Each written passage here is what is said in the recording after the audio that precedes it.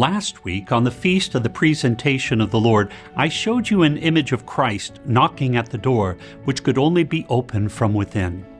This requires taking a bold step to open wide the doors to Christ. There are many reasons why we may not want to do that. Perhaps because we haven't really slowed down enough. Maybe because we haven't taken time to quiet ourselves. Maybe it's because we are afraid that Christ may challenge us to be his disciples, and we don't know exactly what that means. Or it might mean that we feel unequipped or too sinful to let Christ in. The gospel for this fifth Sunday in Ordinary Time has something to say about that. After Peter has been fishing all night, Jesus tells him to put out into deep water and lower their nets for a greater catch.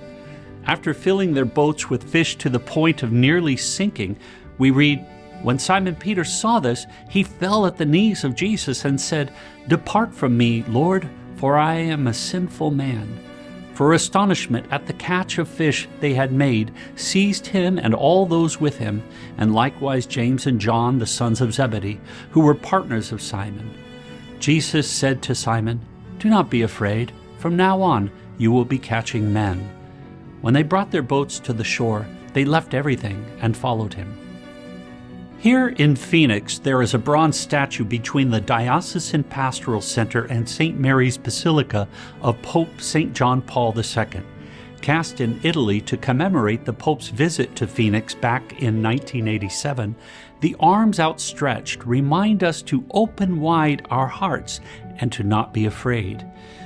In fact, these words, "Do not be afraid," were uttered by Pope St. John Paul II at his inaugural Mass after being elected as the Vicar of Christ. "Be not afraid" would become a familiar refrain in his papacy.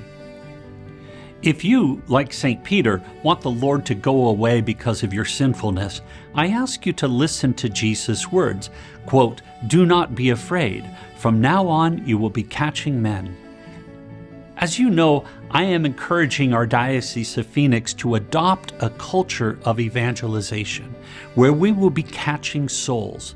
But first, we should let Christ catch us. I love this statue of Pope St. John Paul II.